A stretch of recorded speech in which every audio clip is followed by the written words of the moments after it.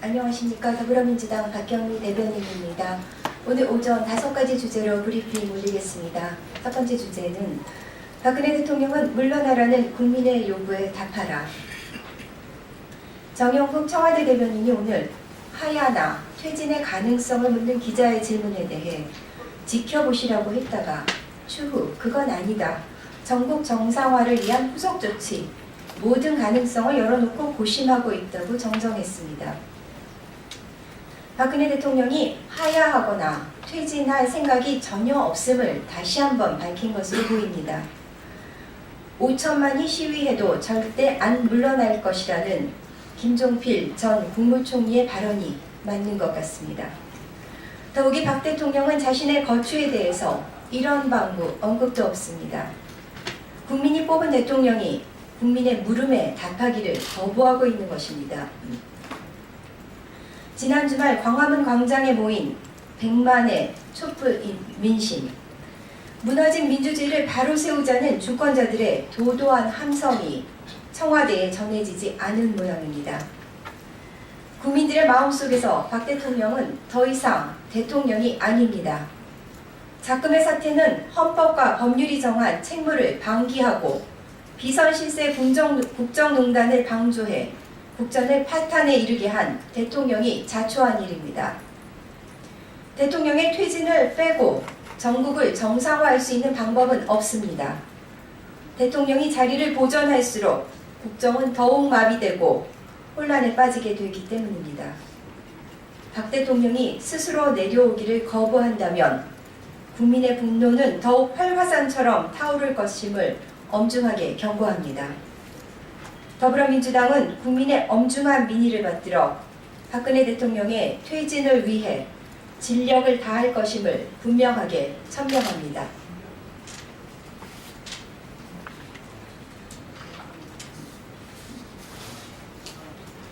두 번째 주제입니다. 증거인멸 시나리오, 청와대는 범죄 공모와 은폐의 복마전이었다. 청와대가 검찰 수사에 종합적으로 대응하기 위해 시나리오를 만들었다는 보도가 나와 국민을 또 한 번 충격에 빠뜨리고 있습니다.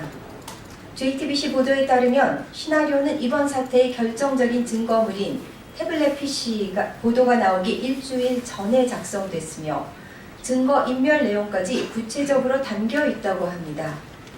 박근혜 대통령은 실제 이 지침을 충실하게 따른 것으로 확인됐다는 것입니다. 국정의 사령탑인 청와대가 범죄 공모와 은폐의 복마전으로 전락했습니다. 필요하다면 검찰 조사에 성실하게 임할 각오라던 대통령의 대국민 사과가 이 시나리오에 기반해서 나온 것이라면 국민은 두 번 속은 것입니다. 박 대통령은 얼마나 더 국민을 우롱하고 기만할 것입니까? 여전히 자신의 잘못을 감추고 국민을 속이려는 대통령에게 더 이상 그 무엇을 기대할 수 없음이 분명해졌습니다. 더욱이 시나리오의 작성을 대통령이 지시했다는 의혹에는 분노를 금할 수 없습니다. 대통령은 이번 사태의 몸통입니다. 성역 없는 수사가 아니라 성역을 정조준한 수사가 필요합니다.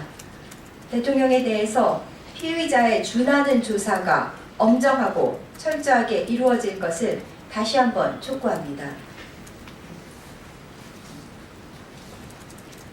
세 번째 주제입니다. 우병우 전 민정수석에 대한 구속수사는 선택이 아닌 필수다.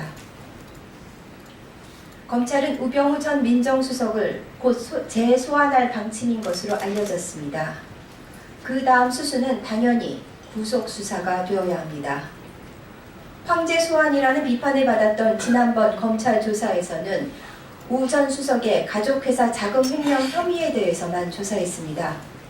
최순실 씨와의 관계나 이로 인한 직무유기 혐의에 대해서는 조사가 이루어지지 않았습니다. 이번 사태의 핵심을 한참 비껴간 것입니다. 우 전 수석은 대통령의 친인척과 최측근들을 감찰하는 본연의 업무를 방임한 것으로도 모자라 최순실 사단의 일원으로 움직였다는 의혹도 받고 있습니다. 우병우 전 수석은 비선실세 국정농단의 핵심이자 주범입니다.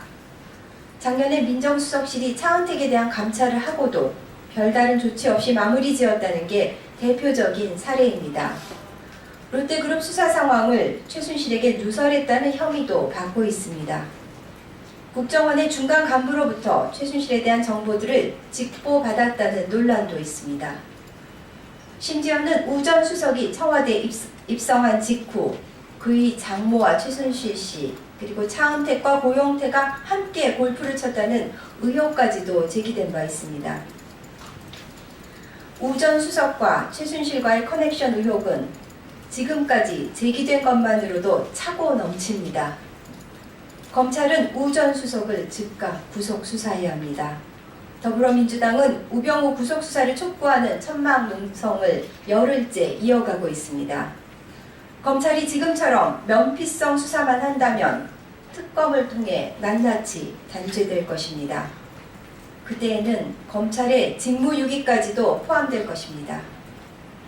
100만 촛불의 성난 민심이 박근혜 퇴진에서 검찰 개혁으로 옮겨붙는 것은 순식간임을 명심해야 할 것입니다.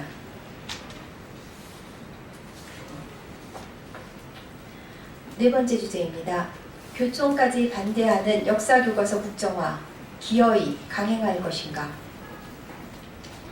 오는 11월 28일 국정역사교과서가 전 국민 앞에 공개됩니다. 야당과 시민사회는 지금까지 끊임없이 국정역사교과서 추진 철회를 주장했으나 불통정부는 끝까지 강행을 하고 있는 것입니다. 국정역사교과서의 전신이라고 할 수 있는 교학사 역사교과서는 독립운동의 역사를 축소하고 친일과 독재를 미화하여 학교 현장에서 외면받았습니다. 이처럼 반민족적, 반민주적인 교학사 역사교과서가 국민들에게 사망 선고를 받자 박근혜 정부는 다른 선택이 가능하지 못하도록 역사교과서를 국정화시켜버린 것입니다. 지난해 11월 박근혜 대통령은 기존 역사교과서들에 대해서 잘못된 역사를 배우면 혼이 없는 인간이 되거나 혼이 비정상이 될 수밖에 없다는 귀기 어린 서평을 내놓은 바 있습니다. 당시 우리 당 원내대표가 현행 역사교과서의 어느 부분이 부끄럽다는 것이냐고 물었을 때에는 구체적인 내용 없이 전체 책을 다 읽어보면 그런 기운이 온다고 발언했습니다. 역사교과서 국정화의 결정은 최순실의 측근인 차은택 씨의 외삼촌 김종률 전 청와대 교육문화수석 재임 당시 이루어졌기 때문에 일명 최순실 교과서라고 합니다. 현재 교육부는 최순실의 국정농단이 백일하에 밝혀진 상황 하에서도 최순실 교과서의 강행 의지를 꺾지 않고 있습니다. 그러나 최근 최대의 교사단체인 한국교총까지 역사 국정교과서에 대해 반대 의견을 피력한 바 있습니다.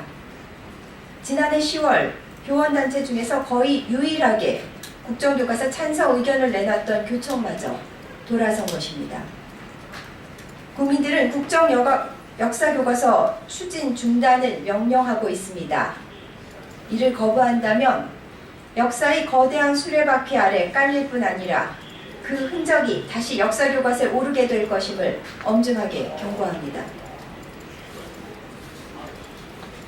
자, 마지막 주제입니다.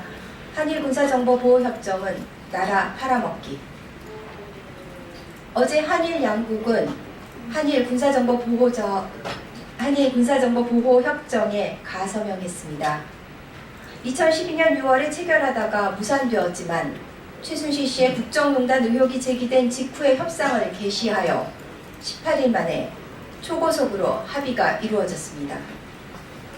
박근혜 최순실 게이트로 대통령의 국가 운영 능력과 권위가 상실되고 대통령까지 검찰 수사를 받게 되는 마당에 한일 군사정보보호협정을 밀어붙이는 이유는 대체 무엇입니까?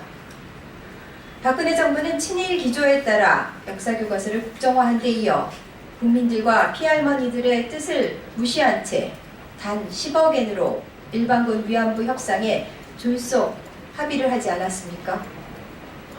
일본은 방위 백서와 교과서에서 독도 영유권을 주장하고 있고 전쟁 범죄를 부인한 채 전쟁 수행 국가로 가기 위한 개헌을 기도하고 있으며 한반도에 대한 야욕을 노골적으로 드러내고 있습니다.